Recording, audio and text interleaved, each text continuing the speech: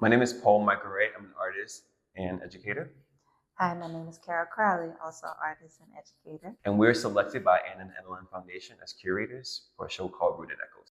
Rooted Echoes will be featured as one of Prospect land sites located at YAYA Art Center.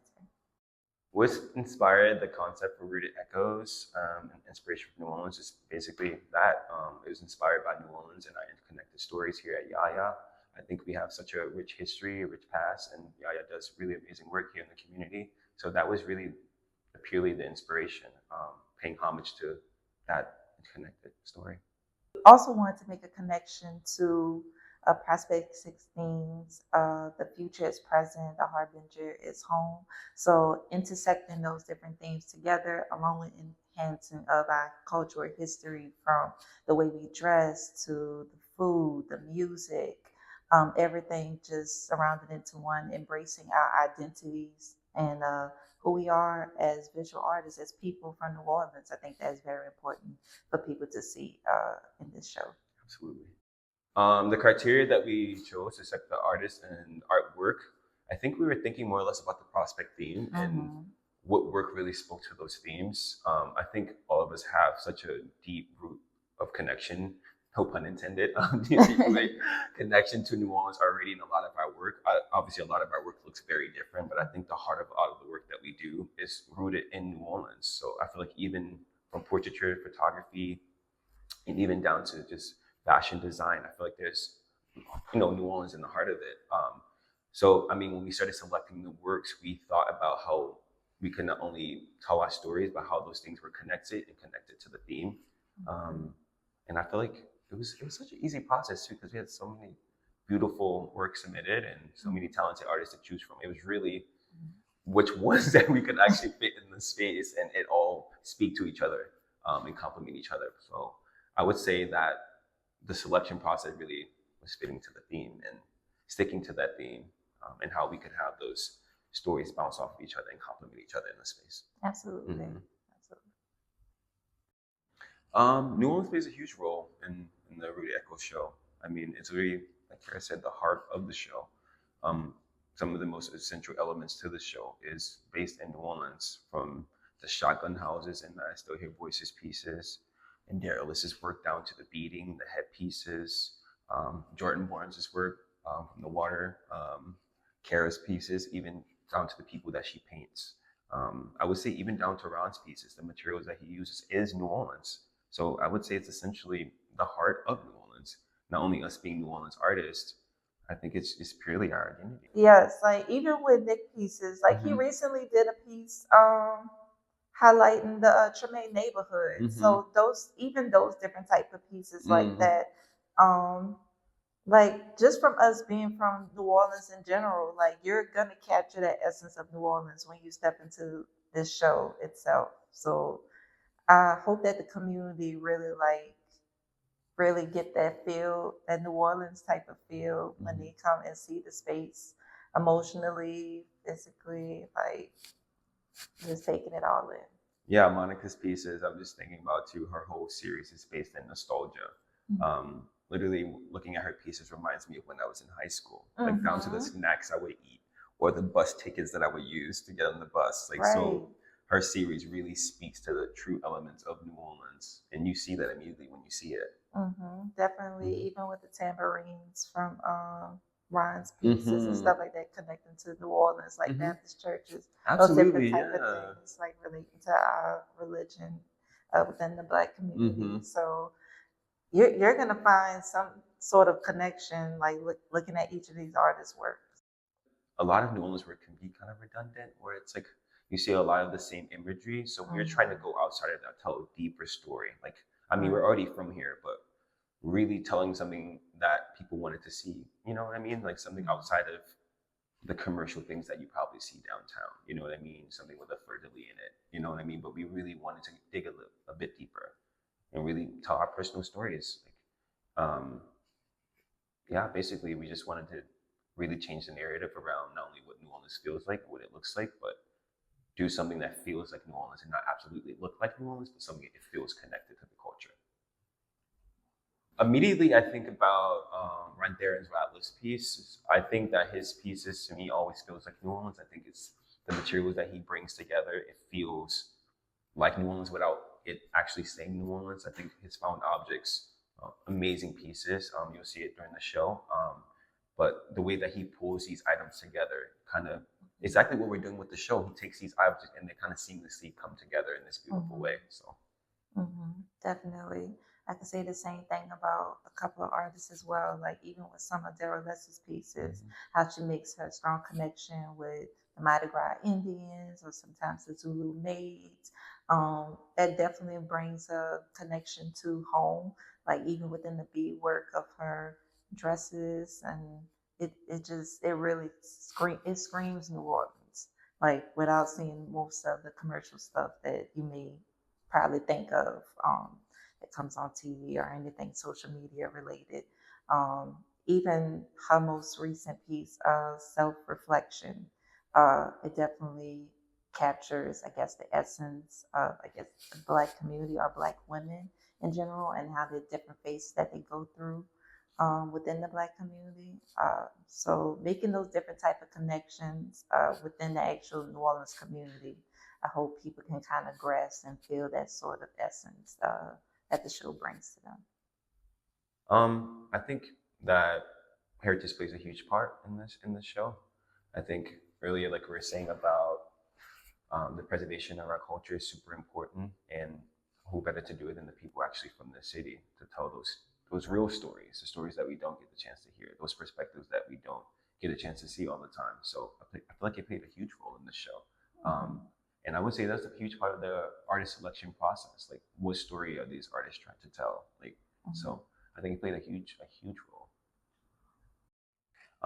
Some challenges that we faced curating this exhibition. I feel like we ran into a lot of unforeseen circumstances. Specifically, early on, the show was supposed to open November 2nd, so there were a lot of setbacks, and it was supposed to be on schedule with Prospect's original schedule. But there was someone vandalized our home, you would say, a place that we hold close to our heart. So that was really hard for us to accept at first. There was a lot of things that we had to get over. Obviously, coming together again as a community, resetting and realigning our goals, our values. And I would say that it made us stronger, though. I say that for this show, for the sake of this show, we know that we wanted to do it and how much it meant to us to do it. Not only for YAYA, but for our community as well. So yeah, at first very disheartening, but I think it made us stronger. It made the show stronger. It made us better. So, you want to add anything? Yeah, I definitely think that. I mean, that couldn't be any other place I would imagine even doing the show. I mean, YAYA is home for us. This is our family, and family goes through different type of challenges, situations. So to kind of overcome this, thanks to our team, Anna and Adeline, like I couldn't imagine doing it with anybody else. And the YAYA family's been so supportive through it all, and I appreciate them so much. And I think this is definitely a good example for even some of our younger YAYAs to look at to show that whenever there's a problem, we don't just run away from it. You are going to go through different challenges and things, but you just got to find a solution. However that may look like, just trying your best to get it done the best way as possible. So I'm very grateful we were able to prevail and make this happen. So, yeah. As a curator, we felt like it was important to have it rooted in this space. Definitely. Couldn't think of anywhere else to do it. This is home for us. Okay, this is where we started off. This was where we wanted our show to be and showcase. And a great example to even some of our current YAYAs. I mean, this is home for them. This is for some students, there is no place to really express themselves, creatively. So this is their safe haven. So to showcase this show here, I feel like this is a perfect example to them. Like whenever there's a problem, we can't just run from it. We have to find some type of solution for it. So I'm very grateful we were able to have Rooted Echoes here. I'm very grateful to my team, Anna and Adeline. I'm very grateful to YAYA family for to help supporting us, even through all the struggles and challenges that we've gone through. And yeah, we did it, y'all. Yeah, we did it. But yeah, we faced a lot of challenges down to space, preparing the space, but also to bringing so many stories together, so many different generations of people and artists. Me and Kara were lucky to be a part of the same cohort. We obviously grew up together here in YAYA, but a lot of the people that we did bring on were people from different eras. So, you know, as curators, we had to reach out to those people. I mean, amongst our busy schedules as well. So again, bringing all these people together from different, I guess, different YAYA eras, I would say. That was a really big thing, and also getting the work here. So getting everybody on the same beat, but we did it. I'm happy to say we did it. So. Yeah, definitely glad to see it all coming together. Even despite the challenges, I feel like we worked through it pretty well. And I mean, thanks to our team, you know, Anna and Adeline, like they definitely were the backbone that helped us with this exhibition as well. So absolutely, truly, truly grateful for their help. Yeah, a lot of challenges, but couldn't do without the team. Yep. Yes. I feel like through the experience, being a YAYA alum, I feel like it prepared us for this moment, you know, to become young entrepreneurs, to become professional artists. It has groomed us for this very moment. So I was happy to be a part of it along with Paul. Like, he's definitely the best partner I could ever ask for this showcase. And putting this whole show together. My experience as a YAYA alumni influenced my approach to become what our mission actually is: become young entrepreneurs, professional leaders, professional artists. It's groomed us for this very moment. So I'm very proud to be a part of this exhibition, to be a curator along with my co-partner Paul. I couldn't ask for a better partner to put the show together and show you what we have in store. Us being in this position as YAYA alumni, we're super suited for curators because I feel like we know the work, we know not only the history, we know the people, we have shared the same space. So I feel like we had a great idea how we wanted to bring these ideas together, bring these stories together, bring these people together.